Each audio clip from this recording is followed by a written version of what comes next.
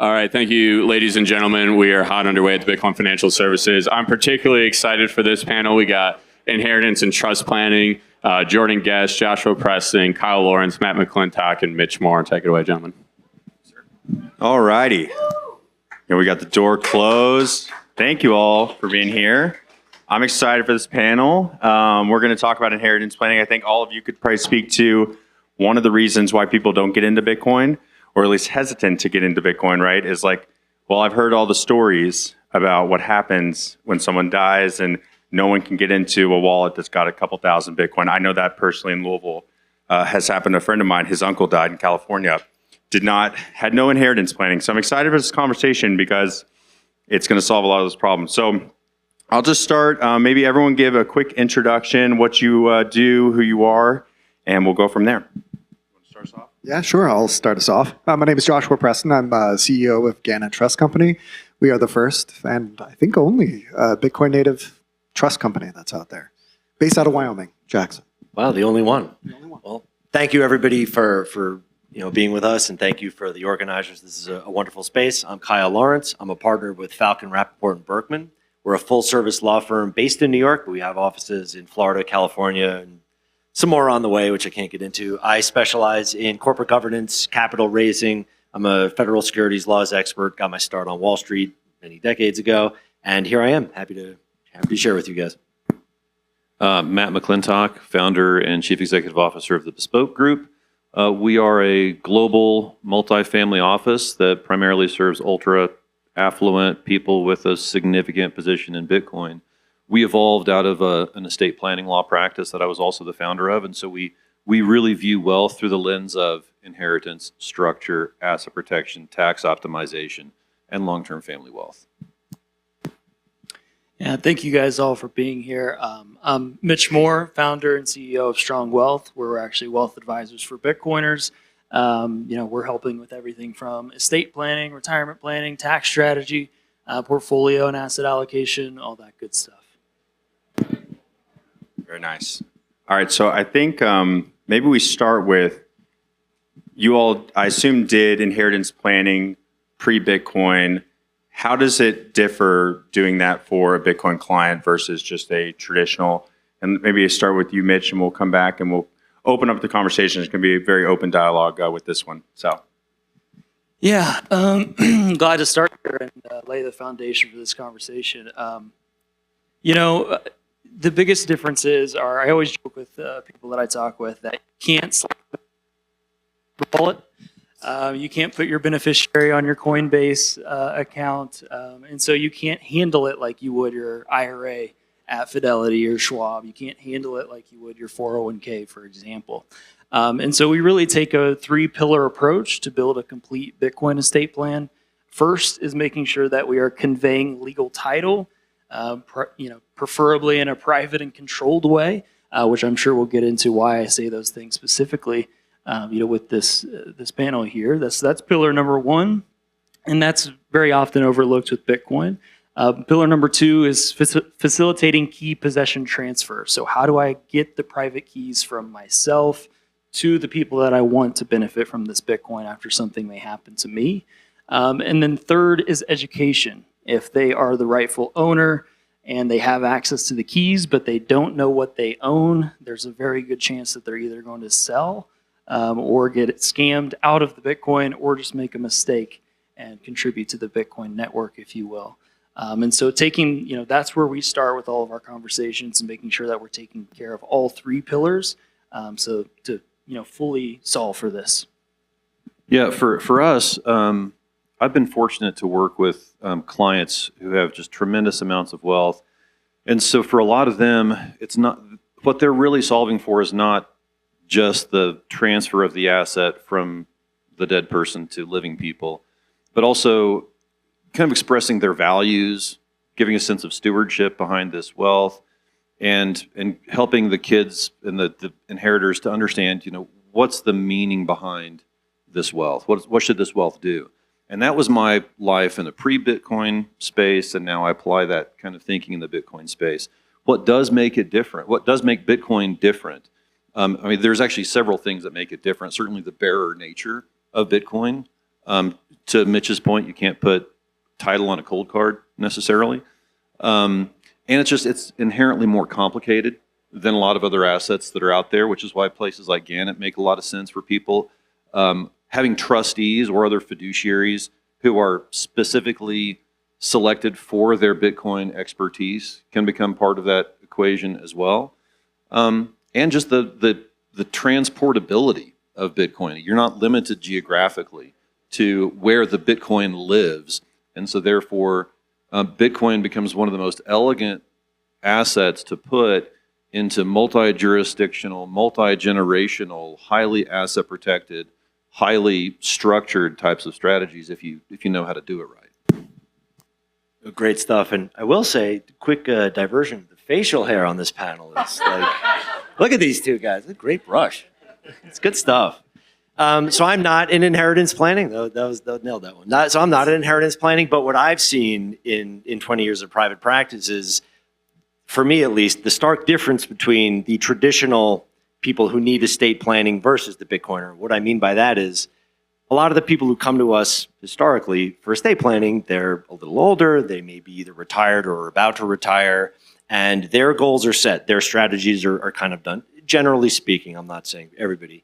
But the Bitcoiners is, I mean, I walk around a conference and some 25-year-old kid walks up to me, he's in a Slipknot shirt, and he's like, I made $70 million in Bitcoin. I was like, cool, let's do some estate planning. He's like, huh? What? Like, what do I need that for? The idea of preserving those gains and preserving that wealth and having it extend to future generations is so far out of their mind that for us, it's been a big education push to teach those people, okay, great, you made the money, now let's keep it. That's been for us the biggest challenge. I'm going to be hyperbolic and say it's not that special.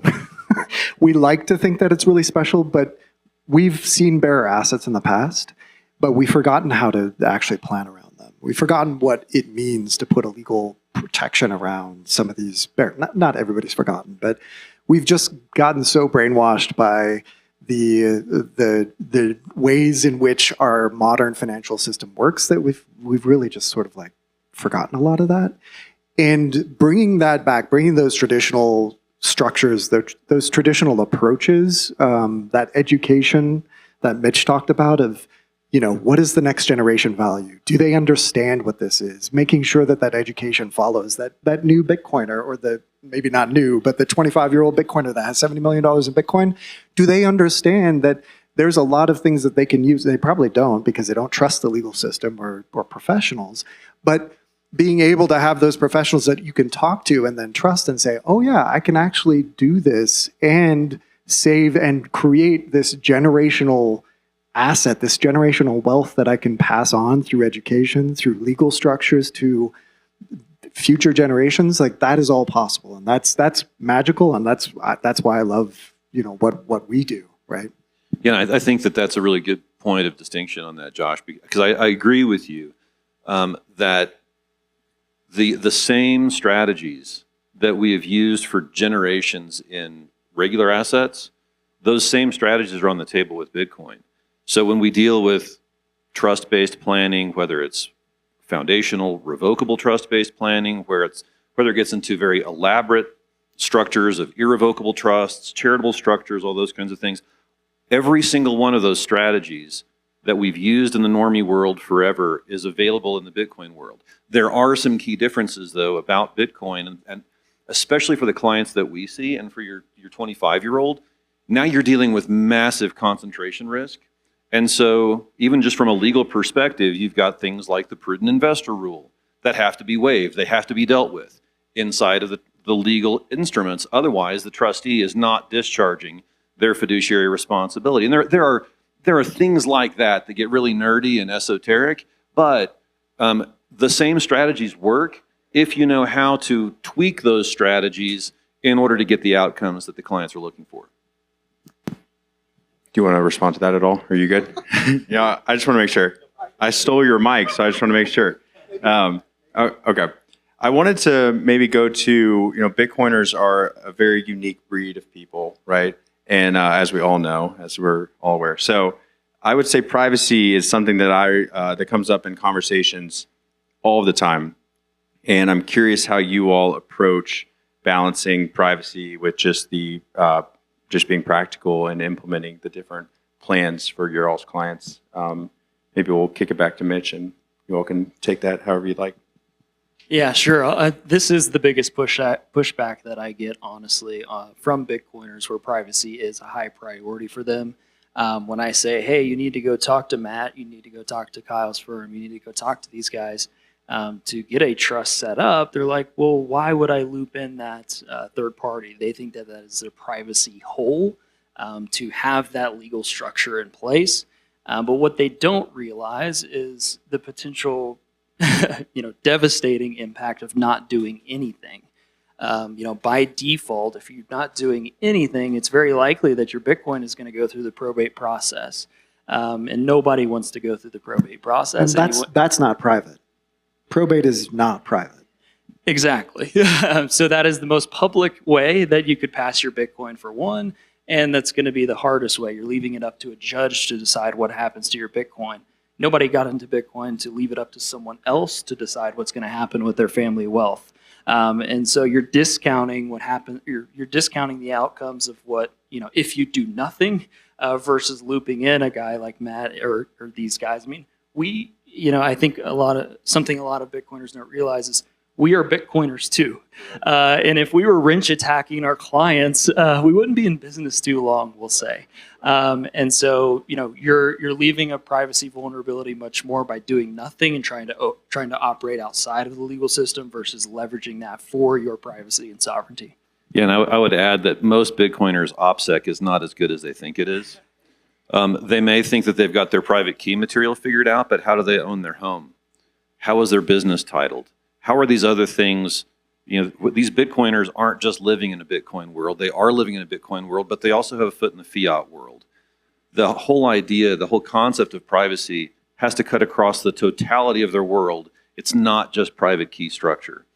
And so the way we think about that is looking at it holistically.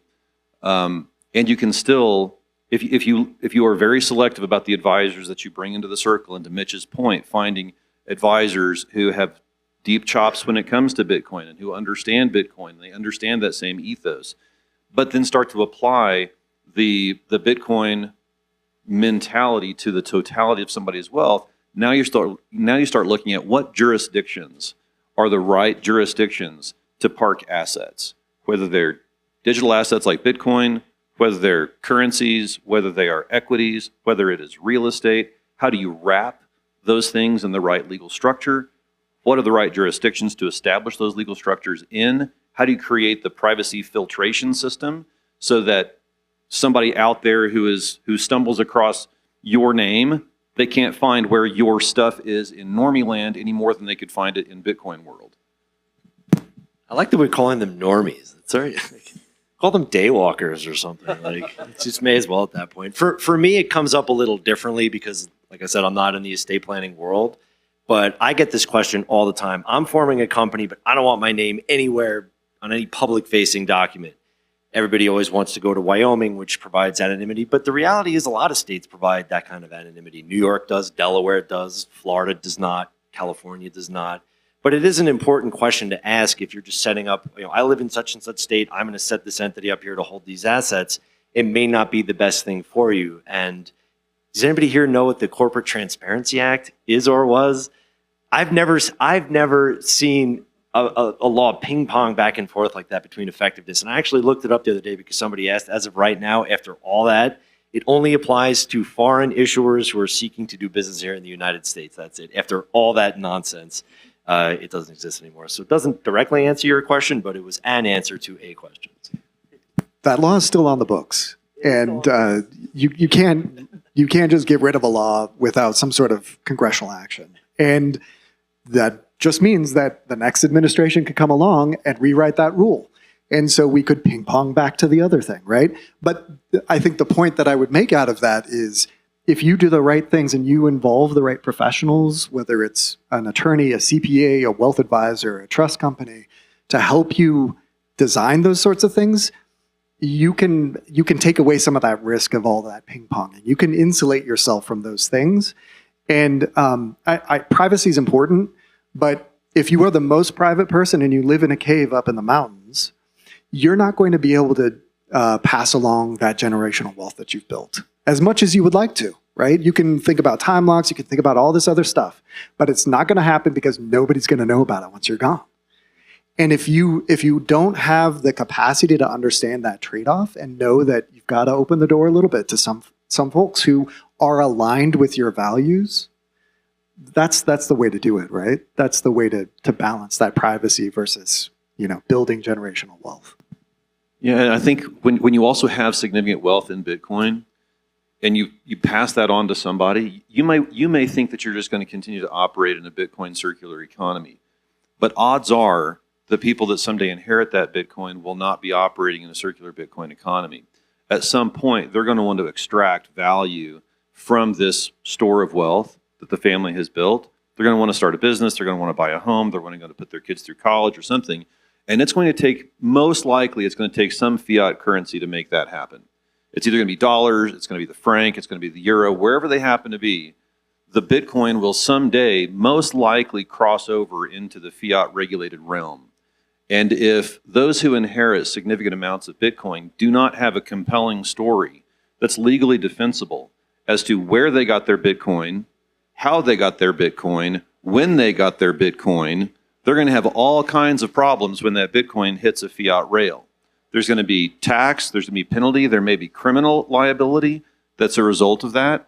And so the whole idea of I'm just going to hodl my keys forever and my $1 million stack is going to become a $5 million stack, it's going to become a $200 million stack, and then I'm going to secretly pass that to somebody down the road.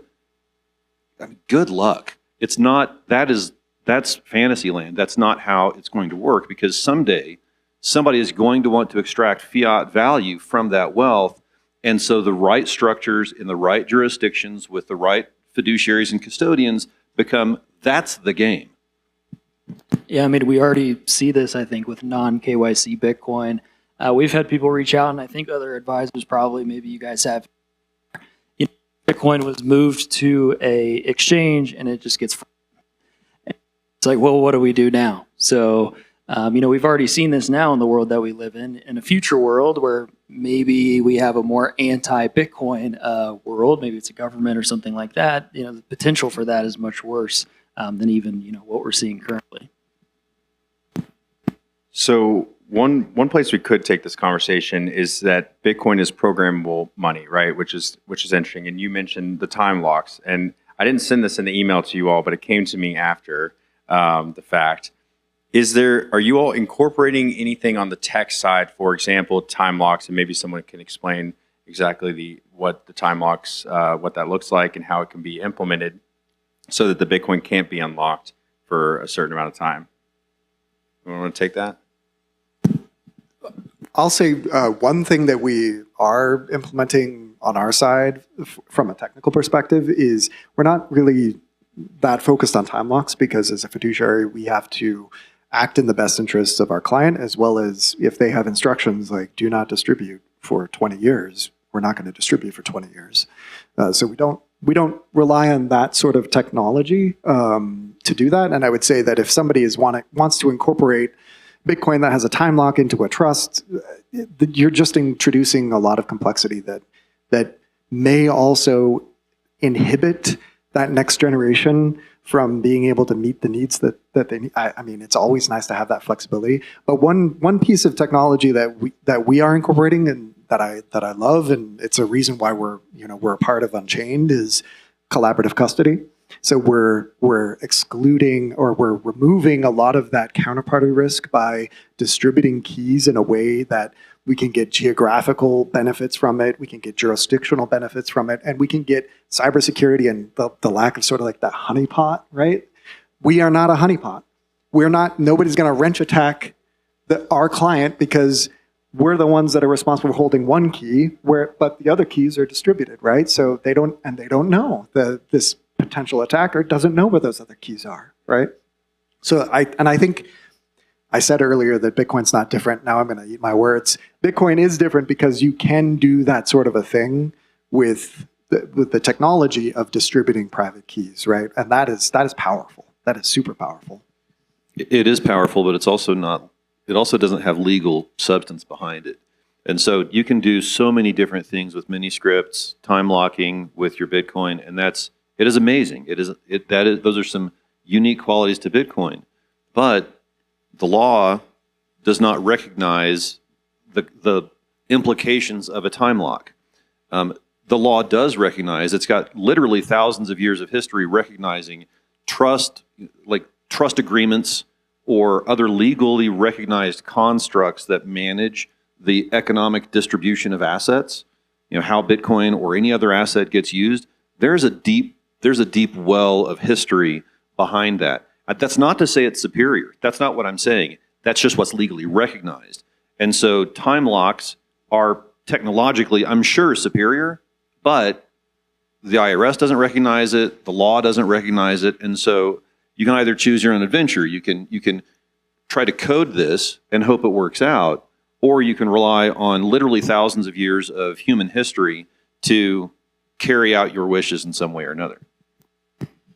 Yeah, just in a simple way to add on to what Matt was saying there. I mean, it still requires human intervention at the end of the day. You can't pass the keys to someone else with nothing else happening and solve for inheritance. And so you're really introducing the opportunity for more things to go wrong than to go right, in my opinion, with the time lock. So we steer clear of it personally as well. So what I'm hearing is Bitcoin is trustless money, but you still want to have a trusted partner, specifically in this part of the planning process, right?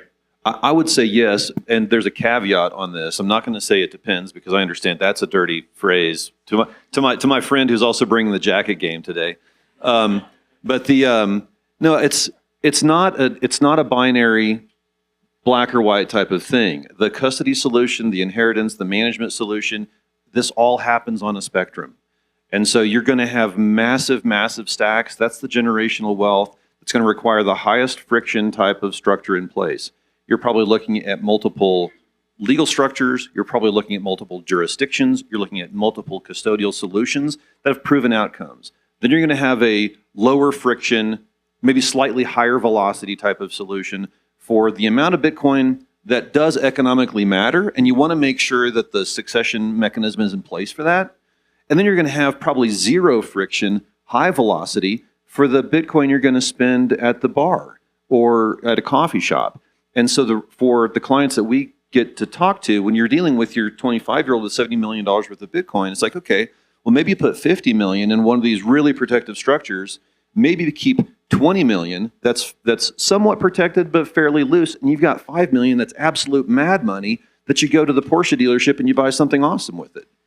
Yeah, I think that's a great way to describe it. And the key takeaway I have, and something I impart to my clients, is there's no one size fits all. There's no one panacea with these things that is a cure-all. Every person in this room has different needs. They're at different stages of their lives, and those are important things to take into consideration. Matt's exactly right. And one thing I always caution is if people want to do self-custody, that's great. Just be careful where you keep that key, because in addition to the examples we talked about earlier today, the Palisades fires. You hear these horror stories of people that had their keys, they had them written down, they were in their safe, and it's now gone. That's it. That's gone. There's no coming back from that. So it's really important to look at the different options and be nimble and be flexible and know what you don't know, and just understand that your situation is bespoke to you, and to take that into account. Wow. Shout out right there. That's awesome. I'm just going to we have about 2 minutes left, I think. So can everyone just do maybe final thoughts? We'll start with Mitch. Well, I just wanted to switch gears and talk about the bigger thing associated with trust planning, or one bigger thing that's associated with this is estate tax. I get a lot of people that reach out to us, I'm sure you guys do as well, where they feel like they're going to be taxed on their entire wealth when they pass away. That's not true, but you do need to be aware of estate taxes in general, because at the federal level, there are fairly high cutoffs right now, around 30 million for married couples, 15 per person, and there's also estate inheritance taxes at the state level in some states. So it's important to be aware of those thresholds, and at what point does it make sense to start moving wealth outside of your estate to avoid these taxes, because they are pretty punitive. Once you get over those thresholds, they quickly rise to very high rates. And so with Bitcoin, maybe the amount you own now or the amount that it will be when you do pass away 10, 20, 30 years. That could be a substantial amount. So it's important to keep that in mind and, seek the professionals that can help you avoid that also. Yeah, and the one thing I'd add to that is that the estate tax is also 100% optional. It's only paid by people who don't plan. So it's completely avoidable, and that's not hyperbolic. You can have hundreds of millions of dollars and never pay a penny of estate tax if you structure your wealth, including Bitcoin, accordingly. I think the last thing I would want to say is, welcome to the Overton window. I mean, I've been in the Bitcoin space since 2017. Back when I would tell my colleagues, back when I was doing estate planning law, I was telling them I was doing Bitcoin-oriented estate planning, and they looked at me like I was an idiot. But welcome to the new reality. I mean, Bitcoin is now well inside the Overton window. But the other side of that is, those of us who have significant interest in Bitcoin, we have to realize that we are still governed by fiat laws, fiat rules, and especially when we want to extract fiat-oriented value from the Bitcoin, then we have to play by fiat rules in order to get there. That doesn't mean we have to forget all the values that we had in Bitcoin. That simply means we now have to have a more nuanced approach to how we own our assets. Very well put. I don't have too much to add to that. I mean, these guys, they're exactly right. I would say be honest with yourself and what your needs truly are. My partner, who some of you may know, Jeff Rodon, gives out a questionnaire at these things, and it's 15 or so questions about your wealth and your current position, and it's meant to assess what your risk tolerance is, which then helps determine what your estate planning is going to be, whether you put things in trust, whether you put things aside for your heirs, whatever it may be. If anybody's interested in taking that test, let me know. I can forward it to you. But I just think that's an important, like with all things, look in the mirror, be honest with what your goals are, understand where you are and where you want to be. That'll get you really far. All right, I'll keep it short. It's never too early to start. You may think, oh, I'm not at the time where I can start talking to a trust company or a multifamily office or estate planner. My stack isn't that big. It may become big very soon. You may also have other windfalls in your life, and it doesn't hurt to already start making that plan. And then you can come in and talk to Gannett Trust, or you can talk to Bespoke, or you can talk to somebody else. And if you can then have that good conversation with a company like Gannett Trust, who has a Bitcoin native philosophy, not just for Bitcoin assets, but for all of those assets, just the fiat assets themselves as well, and start to plan around that, that's going to pay dividends for many, many generations. And I think we could go for a long time. There's a lot of content here. So I really appreciate all of you all, your insights, and I hope you all enjoyed that. Let's give it up for our panel.